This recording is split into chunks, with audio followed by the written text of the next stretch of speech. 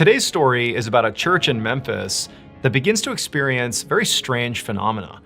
Now, at first, church administrators believe that whatever's happening here is just a series of pranks, and basically everybody writes it off.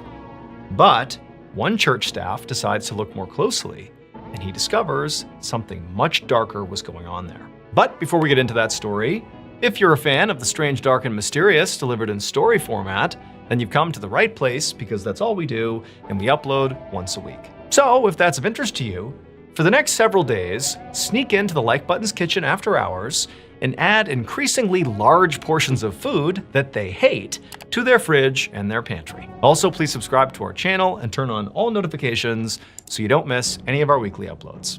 Okay, let's get into today's story.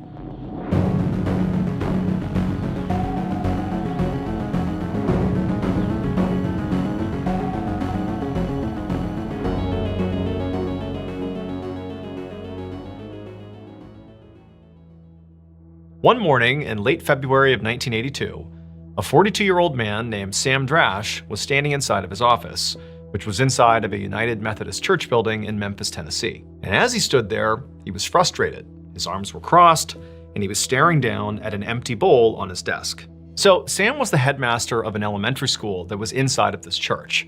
This church building was massive. It not only had, the main chapel and this elementary school, but there were also dozens of offices. There was a full gymnasium, a full kitchen, laundry facilities. I mean, this place was massive. As for Sam, he spent the majority of his time in his office doing administrative work for the elementary school. And because he was at his computer all the time, just kind of doing this busy work, he found himself wanting to snack a lot. And so he needed like a healthy snack to binge on. And he found, mixed nuts were the thing he liked to eat the most that were, sort of healthy. And so he always had this big bowl of mixed nuts on his desk that he always kept full. But this morning, when he walked into his office, this big bowl of mixed nuts was inexplicably empty. And he knew the night before he had filled the bowl up, and he didn't come in between last night and now, so, who ate the mixed nuts? And so feeling pretty annoyed, he's like, all right, somebody must have come in here and taken them, okay, fine. And so he left his office and headed to the kitchen to get some more snacks. When Sam went inside the kitchen, he saw the church's cook was at the counter cutting vegetables. And so Sam said hello to the cook and then walked right over to the pantry where the snacks were. He opened it up and he looked at the shelf where the mixed nuts always were, and the entire container was gone. And in addition to that, Sam's scanning the other shelves and seeing that a lot of snacks that he knew were typically in this pantry were also gone. It was like someone had raided the entire pantry. And so Sam, he turns to the cook and goes, hey, was there like an event here last night where they would have handed out a lot of snacks? Because I feel like all the snacks are gone here. And the cook, who at that point was still chopping vegetables, he stopped, put the knife down, and he turned and looked at Sam and said, I'm glad somebody else has noticed this, because for the last month, food has been going missing for no reason. I don't understand what's happening here. The cook told Sam that at first, the food that was going missing was pretty minor. It was really just snacks and just here and there, not a big deal. But he said more and more lately, it wasn't just snacks going missing. It was actually stuff from the fridge. And he told Sam that, at night, he put a padlock on the fridge specifically to keep people out of it, in particular the kids, who would come in and like raid the fridge. He's like, it's locked. But, last night he said he put a ham in the fridge, this whole ham. He put it in the fridge and then he shut and locked the fridge. And then this morning when he came in, he opened the fridge up and the ham was gone. And he literally walked over to the fridge, opened it up and showed Sam the shelf where this huge ham was supposed to be, but now it was just gone. The cook told Sam that he had already spoken to church administrators about this strange issue, when he flagged this morning that this ham was now gone. And while they said they'd look into it, they admitted to the cook that they really didn't know what to think of it. It was just very confusing how this was even happening. At this point, Sam was just totally irritated because now he knew, one, he would have to go do his admin work without any snacks. But two, it was pretty clear that, some of the kids, probably from his school, had likely begun sneaking into the kitchen and taking snacks. And also very likely, they must have gotten a hold of the key to the padlock on the fridge, and now they're kind of escalating, stealing whole hams from the fridge. I mean, this whole thing was just totally annoying and really bad behavior. And so Sam figured he would likely have to deal with the kids at some point. But Sam told the cook, look, for right now, what I'll do is I'll also talk to administrators and I'll have somebody come in here and they'll replace the lock on the fridge. A few days later, on March 3rd, Sam walked into the church building and began heading down the hallway towards his office. For the past couple of nights, things have been quiet at the church. Sam had the lock replaced on the fridge, and it seemed like that had solved the issue of things going missing in the fridge. And also Sam had replaced his mixed nuts supply, and nobody had taken any. So it seemed like, whatever was going on, maybe there was a prankster or something that clearly, changing the locks and maybe putting some additional pressure on the church administrators to let people know to stop doing this had its effect, because things were back to normal. But as Sam was walking down the hallway, he passed by the kitchen, which was open, and as he passed by, the cook who was in there saw Sam and said, "Hey, come in here, I gotta show you something." And so Sam stopped, he goes into the kitchen, and the cook is standing by the fridge, and the fridge is open, and he can kind of see there's a look on the cook's face like, "Hey, you gotta see this." And so Sam kind of has a sense of where this is going. He walks over to the cook, and the cook points to an empty spot in the fridge. And he said, "Look, right there. There should have been several bottles of soda right there, and they're gone." And so Sam's like, okay, that's not good. Clearly this is still happening. But the cook is like, "No, this is after the locks have been changed. There's only a handful of people that have access to the keys, and it's like church administrators who definitely would not be taking this soda. So I don't understand how this is even happening." And Sam's like, "Yeah, you're right. That does sort of change things. How is this happening?" But before Sam could ask any follow-up questions, the cook was like, "This isn't all either. This is just one thing I've noticed. The other thing that's going on now, ever since we changed the locks, is someone is also beginning to mess with my personal stuff." He told Sam that every day when he was done in the kitchen, when he would leave, he would always leave his work shoes and his apron in one spot in the kitchen. He would leave them right there, he would leave, and then the next morning when he would come back, his things would be right there, he'd put them back on, and he'd get to work. But ever since changing the locks, when he had come into the kitchen, his stuff would be moved. His shoes at one point were on the counter when he came in, and his apron was put somewhere else. But nobody was stealing from him. It was like they were just messing with him. And the cook said to Sam, "I just don't get it. Why are they doing this? This can't be satisfying. They don't even see my reaction to this stuff. What are they doing just messing with my stuff?" Sam was equally baffled by this, and he just told the cook, "Look, I'll talk to administrators again and see if there's anything we can do, change the locks again, I don't know, but I'll see if anybody can help us here, because I really don't understand what's happening." And so Sam left the kitchen and headed down the hallway towards his office, with the intent to go in there and write up a report about what had just happened and hand it over to the administrators. But when Sam walked into his office, he noticed there was something sitting right in the middle of his desk that had not been there the night before. It looked like a paper towel. And so Sam, he walks up and he sees it is a paper towel, but there's a note scrawled on this paper towel, sort of like hectic, chaotic handwriting, like somebody was in a rush writing this note. And clearly they've left this note for him. And so he sits down at his desk and he begins to read the note, and it's totally upsetting. The note referenced the recent murder of this 15-year-old girl named Leslie Gaddis, who had been killed not far from the church in Memphis, Tennessee. This case was all over the news, and so Sam and basically everybody at the church had heard about it.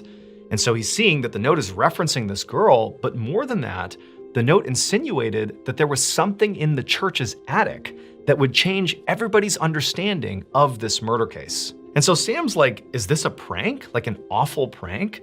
Are the kids who are stealing food and messing with the cook's stuff, are they also responsible for this? Sam's thinking, this murder case was all over the news. Everybody, including the kids in this church, had heard about it. This girl had been abducted from her bedroom in the middle of the night. It was horrible. And he's thinking, maybe this really is a prank. But at the same time, Sam's thinking that if this note is true, that there is some horrible thing or some clue or evidence up in the attic that might be useful to police about this case, he had a responsibility to share it with the authorities. And so even though he knew he might be overreacting a little bit to this, he called the police and said, "Hey, you gotta come down here and look at this." And so sure enough, later that day, police showed up to the church, they met with Sam, they read the note, and they went into the attic. And they searched it extensively, but they didn't find anything connected to the Leslie Gaddis murder case. They didn't really find anything of note up there at all. They also searched the entire building, just in case, but there was nothing of note. And so the police told Sam that, look, your first instinct was probably right here, that this was likely a prank. Whoever was maybe messing with your kitchen food, and the cook very likely did this too, I don't know. But, if anything serious happens, about this case or anything else, don't hesitate to reach out, but this does not seem like a big deal. And so the police left, and Sam is just left in his office thinking what do I do here?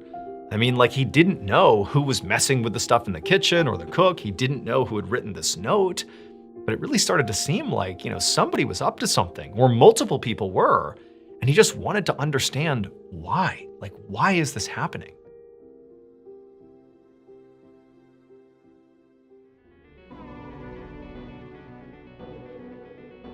All right, guys, I just did something that I have literally never done before. Not on this YouTube channel, not on any of my podcasts, nowhere. Like, this is a brand new thing, new concept, okay?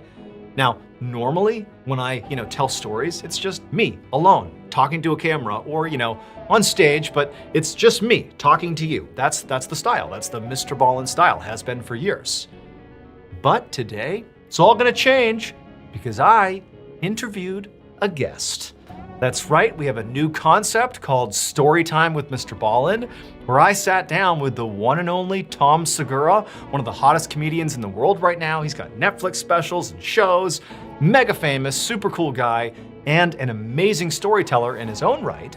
And I talked to him not only about storytelling, but we swapped some stories. I actually told a story that's never been told before on any of our channels. It's really good. And it's just a fun new way of making content. So I think you're gonna love it. It's available right now. It's called Storytime with Mr. Ballin. Let me know what you think. And if you guys enjoy it, I will interview more people and tell more stories like that. The video is live right now. Just click on the link in the description below and have a listen. Let us know what you think and tell us in the comments, because if people like this format, we'll keep doing it, okay? Thank you very much. And now back to the story.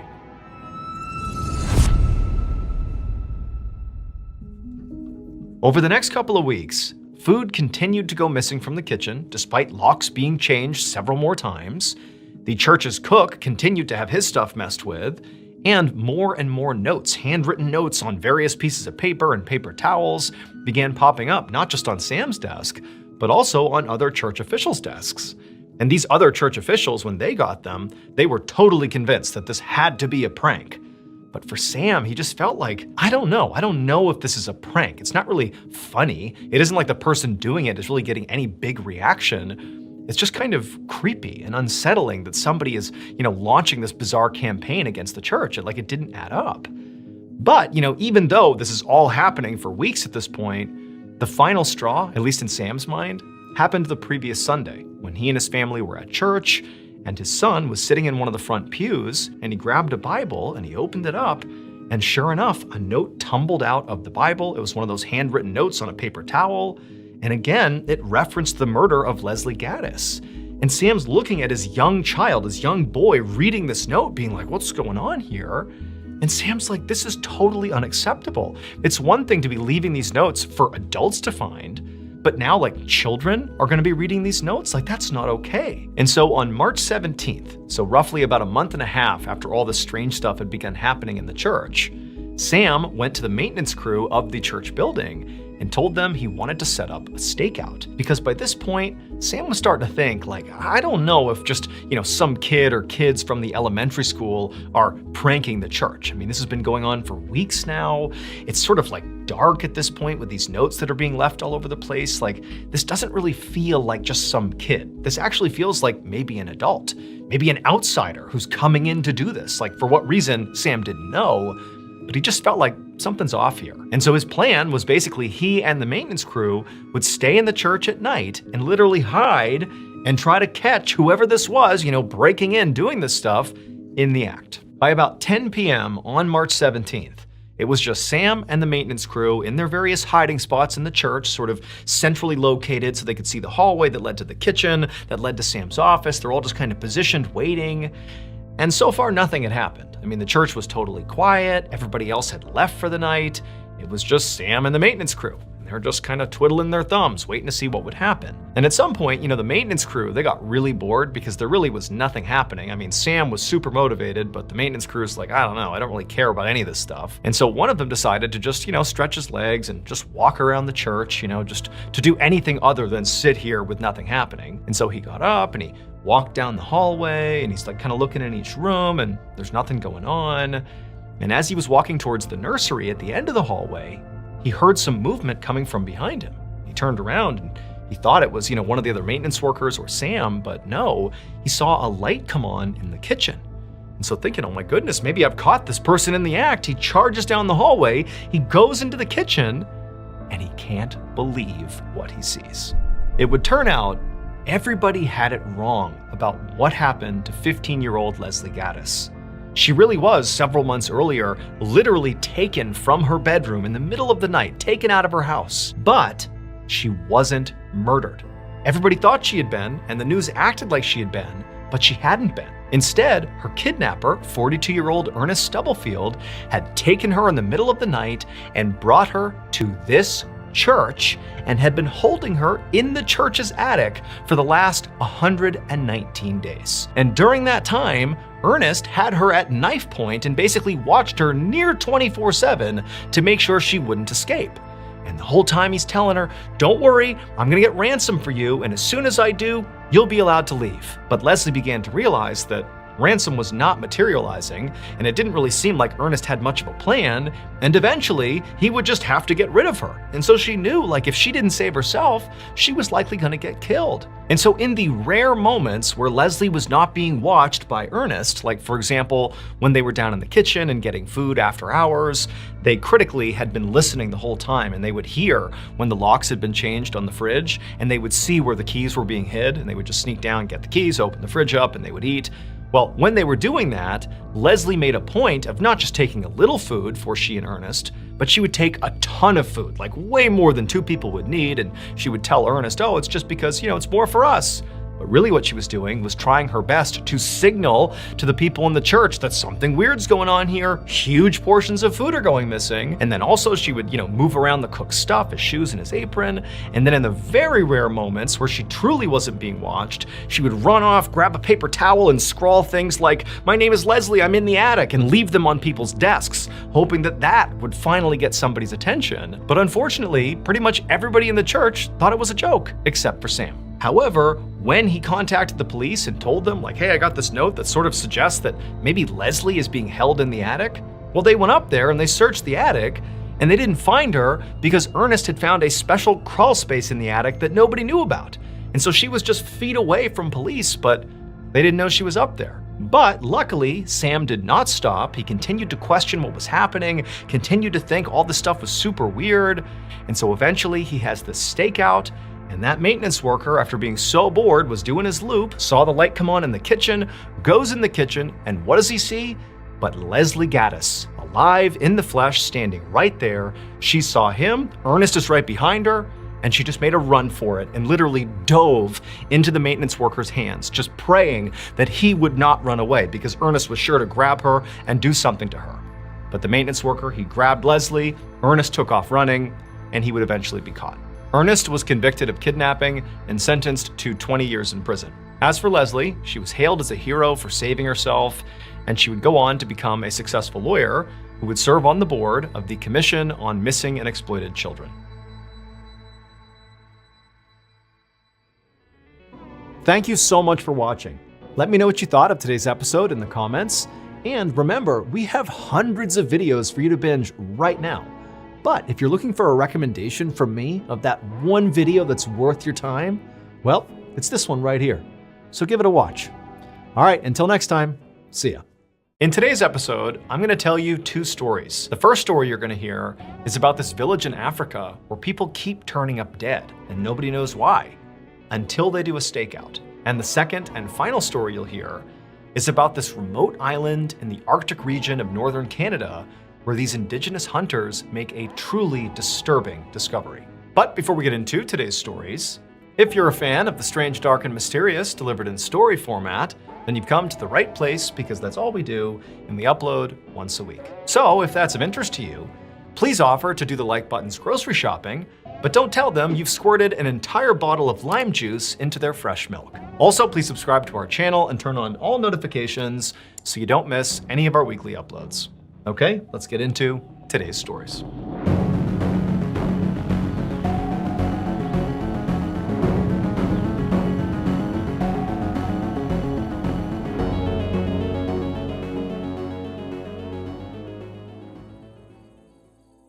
In the middle of the night on March 7th, 2005, a 64-year-old man named John Mangine crouched in the bushes in his little village in Uganda. Several of John's friends and neighbors were also crouching in bushes nearby, and everyone was being totally silent, constantly scanning the area, looking for movement.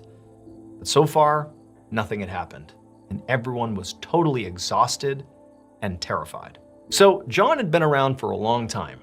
He had 9 kids, 31 grandkids, and he remembered a time that was not even that long ago when this village was a happy, bustling place where, families and kids could play in harmony and everyone felt safe. But that all changed 14 years earlier in 1991. Because starting in that year, people in this village started dying. Or more specifically, people in this village started getting killed by someone. They didn't know. It was like randomly people would just go missing and then turn up horribly mutilated and deceased, or people just vanished and were never seen again. Over the course of these 14 years, 83 people from this village had been killed and nobody knew why. And 83 people, to put this in perspective, represented 10% of this entire village's population.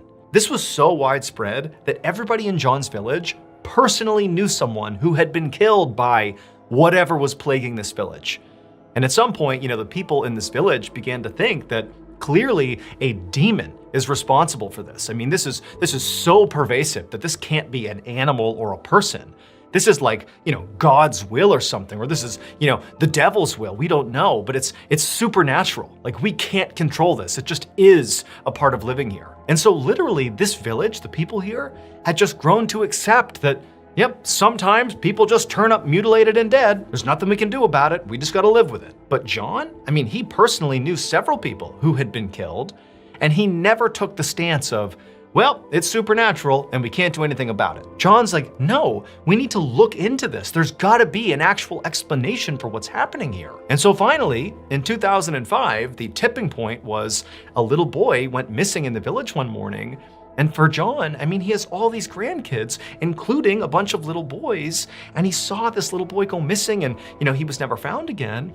And John's thinking, that's just like one of my grandkids. This has to stop. We gotta look now. We have to look into this now. And so John very forcefully rounded up some people in the village, his friends and neighbors and others, and he told them, tonight we are going to set up a stakeout and stay out all night if we have to, and wait for this demon, this creature, this person, whoever it is. We are gonna catch them in the act and put an end to this thing. And because John was so motivated, so enthusiastic, and so ready to sort of lead this thing, he really quickly turned the tide of people's opinions in this village.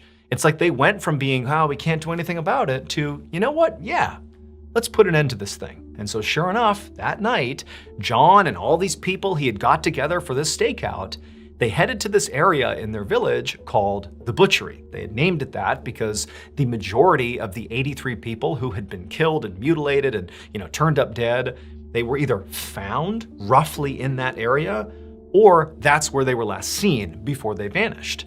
And the butchery was actually basically right next to this lake, this placid lake that sort of sat right next to the village. So everybody's scared of this lake and this area, but tonight's the night. They're gonna figure out what's happening in this village. And so John and the other volunteers, they make their way over to the butchery, and they each climb into these tall bushes, these reeds that are right next to the lake, and they all crouch down, kind of keeping their eyes on the land, the butchery, and also the lake. And there they sat. All of them constantly looking at each other, maintaining eye contact, to stay safe.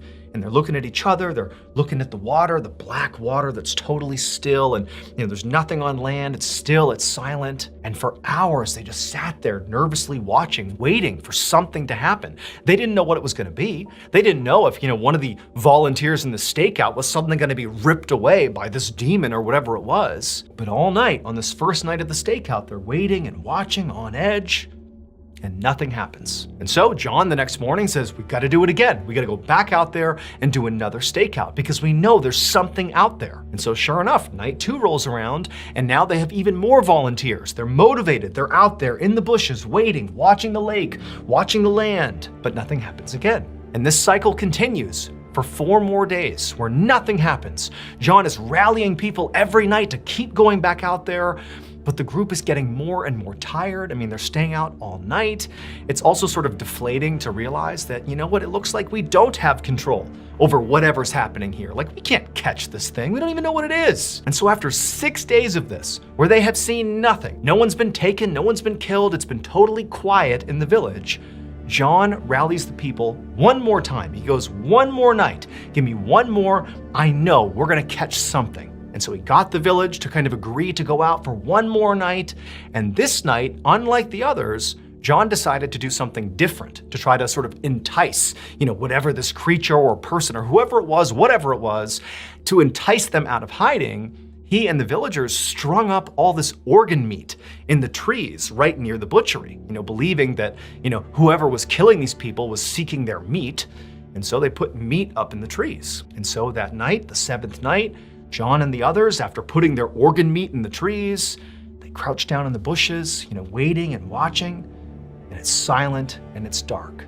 And at first, nothing happens. And as the night goes on, people are starting to think, it's just another night where nothing's gonna happen. And people are starting to get restless. And John's telling them, be quiet, stay still. We gotta wait, we gotta watch, see what happens. Hours and hours go by, nothing. But then, between 4 or 5 in the morning, it's still dark out, the water's black, it's still and silent, and people are really starting to get restless at this point. They begin to hear something. It's like this low grumbling sound that appears to be coming from the lake, but it's hard to tell. The lake was pretty big and it was still dark out. They're looking out at the water and it's just dark, and they're right near the water. And so they're hearing this rumbling sound, and everyone's kind of looking out like this is the first time anything has happened during one of these stakeouts.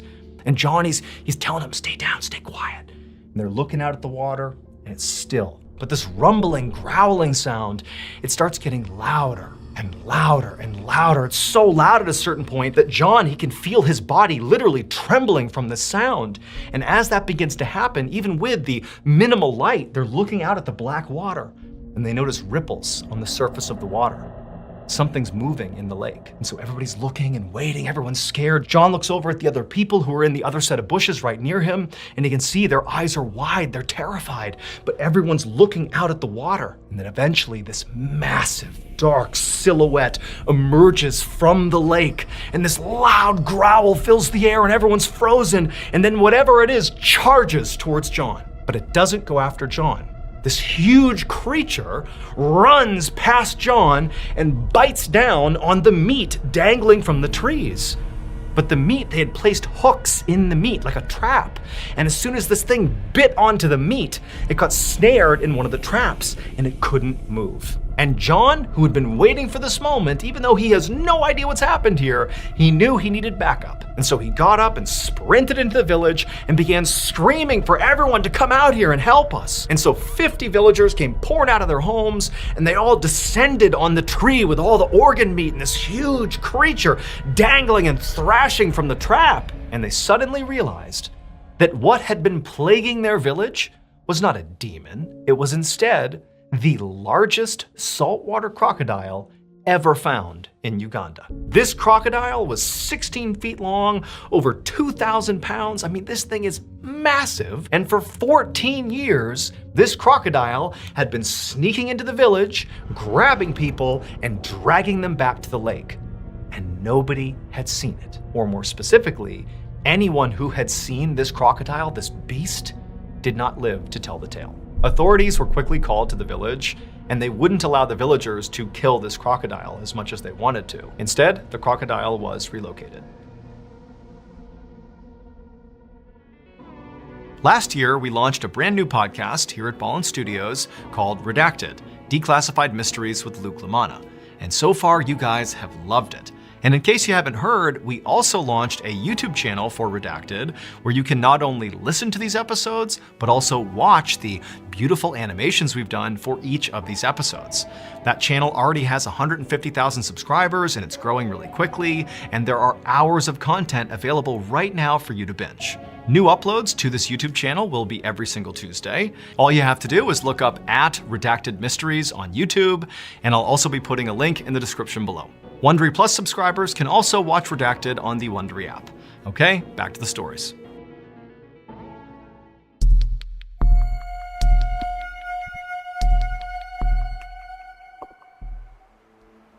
One morning in April of 1848, a group of men were walking towards the coast of King William Island, which is an island located in the freezing Arctic region of northern Canada. These men were members of the Inuit people, who are indigenous to King William Island. And today, they were going hunting. Specifically, they were making their way towards the coastline to see if they could find any seals that they could hunt and kill for food and for clothing. However, even though technically the coastline was right in front of them, they couldn't actually see the water because there was this huge icy hill that obstructed their view. So in order to look down to the water, they would have to crest that hill and then look down. As these hunters got closer to the hill, the youngest of the hunters broke from the group and ran up the hill to basically get an early look over and see if he could spot any animals down below. However, as soon as he crested the hill and scanned the coastline, again, you got a picture, it's snowy, icy outside, it's below 0 degrees. I mean, you're in the Arctic wild here. He's looking down and at first all he sees is just white, just snow, ice, but he sees something else. And as he's looking at it, he can't even understand what he's seeing. Like, it doesn't make sense. It's not computing. And so at this point, the young hunter kind of ducked down on this side of the hill, kind of away and out of view of the ocean. And he turned and signaled to the other hunters to get up here and take a look. And so the other hunters, they don't really understand what's happening here, but they can see, there's some urgency coming from this young hunter. And so they run up the hill as well. And all together, all at once, they kind of peer up and over the hill again, and they look down. And for a second, they all just stared in horrified silence. Down below, wandering along the coastline, were not seals or walruses or any other animals that these hunters might have expected to see out here. Instead, they saw people. Specifically, they saw Kalunat, which is their word for white men. But these men were not acting like people. They were lumbering, almost like they weren't in control of their bodies. They had these strange, jerky movements, and they were all just kind of staring straight ahead with these vacant expressions. And their skin, it was like black and blue, and their clothes were tattered, and they were just kind of lumbering along, about 40 of these Kalunat, these white men. Now, for these hunters, they really didn't have much exposure or experience around Kalunat, around white men. All they really knew at the time and in this part of the world is that white men were pretty dangerous to the indigenous people. But they did know there was a group of Kalunat who were staying on a ship that was off the coast of King William Island, and they had been living there for the better part of a year, and it seemed like their ship might have frozen off the coast, and they were just kind of trapped until the warmer months came around and they could sail away. But to this point, the Inuit people really had not seen or interacted with any of those white people. They had just kind of kept to themselves, and that was it. So just to see the Kalunat, the white people, on land, that alone was really shocking. Like, what happened? Why did they leave their ship? Why are they here? But again, the way they were moving and how they looked, it seemed wrong. Like there was something wrong with these people. Like there's more to this story than the Inuit people understand. And it was sort of terrifying. And on top of just the way they were moving, there was something else these Kalunat were doing. In addition to these men just kind of lumbering along the coastline, a few of them were dragging this big sled. And there was a tarp over the sled. Clearly something big or several things were under this tarp. But the Inuit hunters, they couldn't quite tell what it was. It was covered up. And so they're just watching these men in this weird parade along the coastline with the sled. And they really were like, we have to get out of here. And so they ducked their heads below the icy hill to kind of stay out of view of the Kalunat, who to this point, it did not seem like they had spotted the hunters. And as the hunters are sort of trying to figure out what they should even do, they hear this awful guttural scream coming from down below where these men are, where these white men are. And instinctively, the hunters, they grab their spears and they poke their head up over the hill, almost thinking maybe they've spotted us, maybe they're gonna attack us. But no, when they look down below, many of the Kalunat were still just kind of lumbering along, but one of them had stopped, and he was kind of retching around like there was something wrong with him, and he continued to scream out, and then he just crumpled to the ground.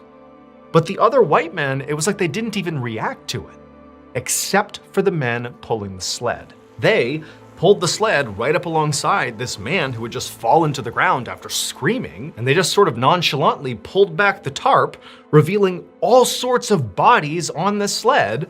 They picked the guy who had just fallen, and they threw him onto the pile, they covered him back up with the tarp, And then, like nothing had happened, the men kept on pulling the sled, and this totally creepy procession continued down the coast. At this point, the Inuit hunters were genuinely terrified, and without saying anything, they just scrambled back down the hill and ran back to their village. The following day, the Inuit hunters came back to that exact spot, that icy hill that looked down to the ocean below. Except this time, they had brought along several pounds of seal meat. So the previous day, when these hunters had gone back to their village to tell the others about what they had just seen, oddly enough, the consensus became that, of course the Kalunat are sort of dangerous to us and we should keep our distance. But from what you're describing, it sounds an awful lot like these men, these white men, must just be starving. Like the way they're moving, the fact that men are falling down and dying, and they have this, sled full of dead bodies. They're out here in the Arctic wild. I mean, this is a very unforgiving place. And so the consensus was, they're starving to death. That's what you're seeing. That's why they're acting the way they are. And so maybe the move here is you hunters go back to that same spot, try to find these Kalunat, and give them some food, not only to help them, to be good people, good stewards of humanity, but also as sort of like a peace offering, because there was tension between the Inuit people and the Kalunat. And so these hunters had agreed. They had showed up with the intention of, finding these 40 some odd white men, giving them some food, and maybe even offering some help, if they needed it. And so that day, the Inuit hunters, they make it back to their spot, they climb up that icy hill, and they look down towards the ocean below, and there's nobody there. It's just complete isolation. And so the hunters, they go down to the coastline and they see footprints from the day before. They find, the tracks from the sled that have been being dragged, and they just start tracking the footprints of these white men. And for hours, these hunters are just following the footprints along this coastline, in the snow and the ice, and they're looking up ahead. They don't see anybody, and it's like, wow, like these guys, they covered a huge amount of ground. Like, where did they go? And eventually, after hours of this, the hunters come upon this campsite, but it's totally abandoned. It's right on the edge of the water, and based on where the campsite was and sort of how fresh it looked, it seemed pretty obvious that at some point, clearly the Kalunat had been camped out here, but they clearly are not here now. But interestingly, the people that had been here, presumably the white men, they had left behind quite a few of their supplies. Like there was the remains of a fire, and sitting over the fire was this big pot, like a metal pot. And you would think, if you're struggling to survive out here, that you would definitely want to keep some of your cooking supplies. But no, that was left behind, along with several other tools. And so the Inuit hunters, they're looking around thinking, okay, well, maybe they just stepped away and they're going to come back. But they searched the vicinity of the campsite, but nobody was there. The footprints just kind of picked up and continued off into the distance. And so feeling pretty puzzled by this, the Inuit hunters decided to just search the campsite and try to get some clue as to what's going on with these white men. And eventually, after searching through all the different things that had been left behind, they came back to that fire and that pot that had a lid over it that was sitting right there. And one of the hunters walks up to the pot, he grabs the lid, he lifts it off, and when he saw what was inside, he reeled back in horror. Several months later, that same group of Inuit hunters had hiked miles and miles down that same coastline of King William Island until they saw off in the distance, right off the coast, this big wooden ship. And these hunters knew this ship belonged to the Kalunat. And today, their plan was to break into the ship and raid it, because just recently, these hunters had finally kind of solved the mystery of what happened to those, 40 some odd white men they had seen. Because they came across this mass gravesite, of like 30 plus white men all dead in the snow. And clearly they had starved to death and died from exposure. And so it just sort of seemed like this unfortunate thing that these guys had hiked and hiked and hiked and just kind of fell down and died. But now that the Inuit hunters knew that all these white men were dead, they're like, well, there's a ship sitting right out there that, no one's gonna claim, so why don't we take whatever's inside of it? And so the Inuit hunters walked out onto the ocean, which was completely frozen. So the ship, it's off the coast, but it's basically a pathway of ice right up to the ship. And so the hunters, they walked on this ice all the way out to the ship, and when they got there, unsurprisingly, it was totally vacant. It's silent, it's still, clearly there's nobody in this ship. Now, as the Inuit hunters climbed the side of the ship and got ready to go inside, they all had set their expectations to be like, okay, clearly the men who had inhabited this ship at one point, the white men, the Kalunat, they obviously abandoned the ship and, tried their luck on land unsuccessfully. So clearly something must have happened out here. like they ran out of food, or there was a leak in the ship, or some sort of chaos ensued here that caused them to abandon their shelter and, head towards the Arctic wilds, right? But once they got on board the ship and looked around, they quickly realized the ship was in pristine condition. I mean, there was no damage to the ship. It was practically brand new, preserved out in the ice here. When they went down below, they discovered there were all these bedrooms with these incredibly comfortable looking beds, and there was bunk beds and hammocks with linens and pillows. There was a library with hundreds of books. There were games. There was all this cutlery and fine china. And just off the kitchen, in their pantry, was this massive food storage room full of food, canned goods, all still good, that apparently had just been left behind.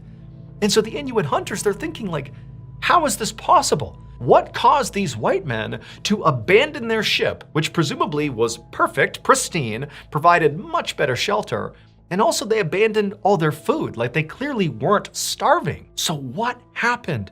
What caused them to go on land and die horrible deaths? Well, the reason for this would not fully make sense for another 130 years, because it was in the 1980s when researchers actually began to analyze the remains of these white men, those 30, 40 white men who were found dead on King William Island. It would turn out those men were explorers who had been sent out to the Arctic by the British government.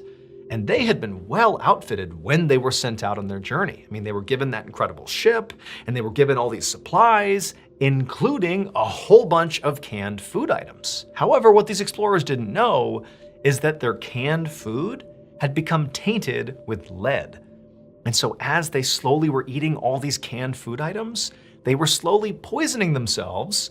And one of the side effects of lead poisoning, in addition to feeling nauseous and horribly sick, is it drives you crazy. It basically gives you these wild mood swings. And so like the whole ship, all these men are undergoing these totally insane mood swings and basically falling into actual mental hysteria out on this ship. And so in their hysterics, all these men decide to abandon their ship and head into the Arctic wild to forage for food and who knows what. I mean, they literally were out of their minds. And when they got to land into the wilderness, they didn't find food, they didn't find shelter, they found death and misery. And as they devolved into insanity and men began falling down and dying, because they were starving to death, they began eating their brothers. They began eating the dead men. That sled they were dragging along was not to preserve the bodies to give them a proper burial down the road. It was like their mobile refrigeration unit. They were dragging those bodies along and then eating them. And so the reason those Inuit hunters were so horrified when they discovered that campsite and they looked inside of that pot, well, it's because inside of the pot was clearly a human skull, and that skull had been cracked open as if whoever was tending this pot had literally been scooping in and basically eating this person's brain. To this day, bones of the crew members of that failed expedition are still being found on King William Island.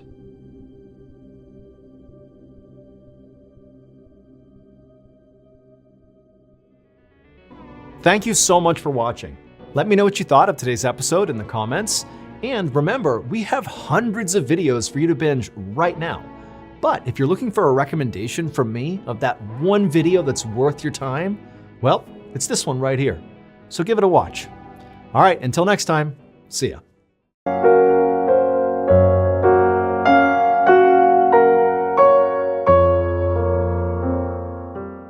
আমি একটা ছেলেকে প্রচন্ড ভালোবাসি। সে আসলে আমাকে কখনো পাত্তাই দেয়নি আর জীবনে পাত্তা দিবে বলে মনে হচ্ছে না। এভাবে হা করে তাকিয়ে থাকিস না, আমার সৌন্দর্য নষ্ট হয়ে যাবে। আমি ঘর খুলিয়া বাহির হইয়া সে ঝুঁকে পত্রিকা পড়ছে এবং পা দোলাচ্ছে। ফ্যানের বাতাসে তার ঝলমলে চুল উঠছে। শার্টে আজ তাকে বেশি সুন্দর লাগছে। তুমি সবসময় আমার পেছনে এভাবে লেগে থাকো কেন? আমি তোর পেছনে লেগে থাকি? নো, আমি না সত্যি তোকে বিয়ে করতাম। আশ্চর্য, এসব কিছুই যায় আসে না টাইপের ব্যক্তিরা শুধু খায় দায় ঘুমায় আর মাঝে মাঝে উদ্ভট উদ্ভট রসিকতা করে মাথার পুরো মগজটা বিগড়ে দেয়। অবশ্য তার আরো একটা পরিচয় গোপন করা হয়েছে, সে একটা হত্যা মামলার আসামি। কোনো কথা হবে না, চুপচাপ পড়তে বসবে। চলো। আমাকে ধরিস না। তুই তো সাংঘাতিক বুদ্ধিমতী, কিন্তু বুদ্ধিমতীরাই কষ্ট পায় বেশি, কারণ তারা সব কিছু বিচার করে যুক্তি দিয়ে। ডক্টর বেশি, ডক্টর। কোনটাতে কার অধিকার বা অনধিকার আছে সেটা কোনো পেশা নির্ধারণ করতে পারে না স্যার।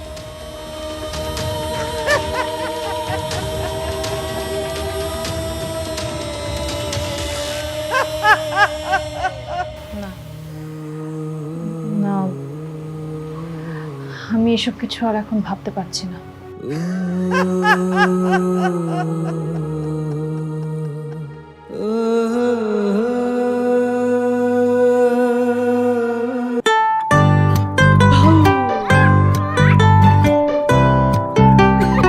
কিছু স্বাদ প্রজন্ম থেকে প্রজন্ম সাথে থাকে, তোমার আমার। স্বাদ আর ভালো লাগায় সব সময় মিস্টার কুকি।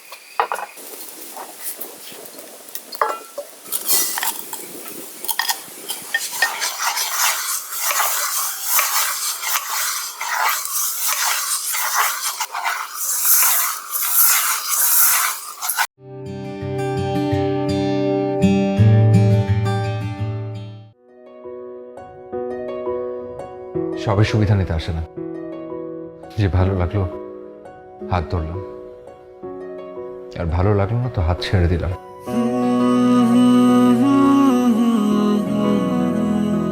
আপনাদের মতো বকাটে ছেলেদেরকে আমার ভালো মতো জানা আছে। ফুলটা রাখুন। আপনার যদি ন্যূনতম কোনো লজ্জাবোধ থাকে, নেক্সট টাইম থেকে আপনি আমার সামনে আসবেন না। তাহলে প্লিজ আমাকে বিয়েটা করে ফেলুন, প্লিজ। আমার বিয়েটা করা খুব দরকার। আবার কি কখনো বিয়ে হবে না?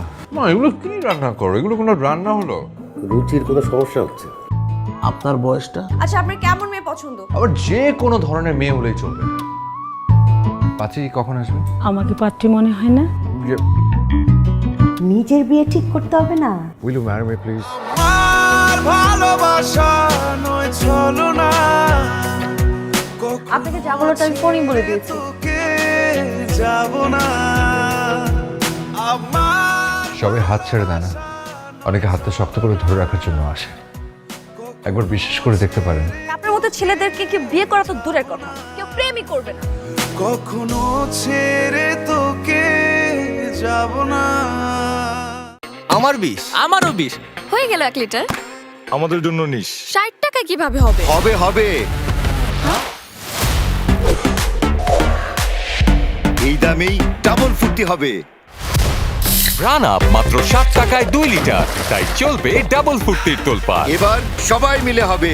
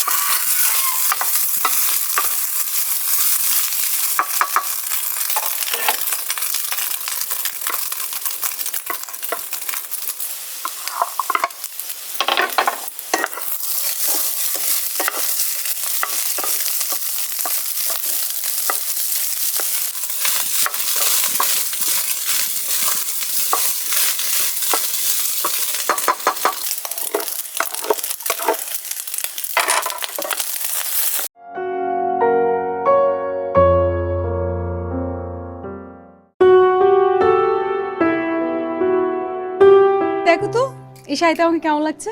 শাড়িতে নারীকে সুন্দর লাগে এটা সাধারণ ব্যাপার, আর বাঙালি মেয়ে হলে তো কথাই নেই। একটু গুরুত্ব দিতে শেখো। আমি তোমার ওয়াইফ, আমি তোমার দাসী না।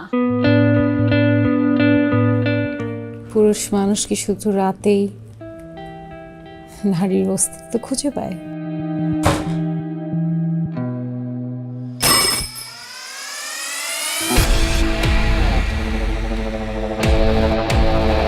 তুমি কি কিছু লুকাচ্ছ আনিশা?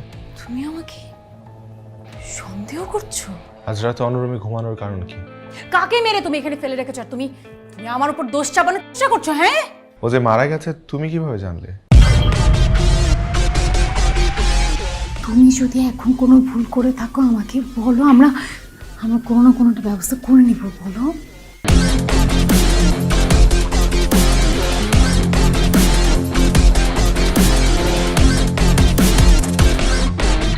কেউ না কেউ তো মেরেছেই, আর কেউ না কেউ তো জেলে যাবেই।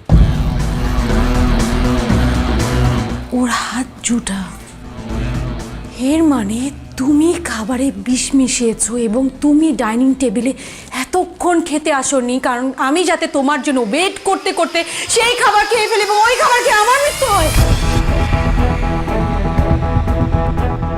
না না না না করে তো কোনো লাভ নেই, সব তো প্রমাণ হয়েই গেছে, আমার সামনে সব প্রমাণ আছে। কেন করেছো আনিশা? আনিশা, আমরা লাশটাকে ফেলে দেবো।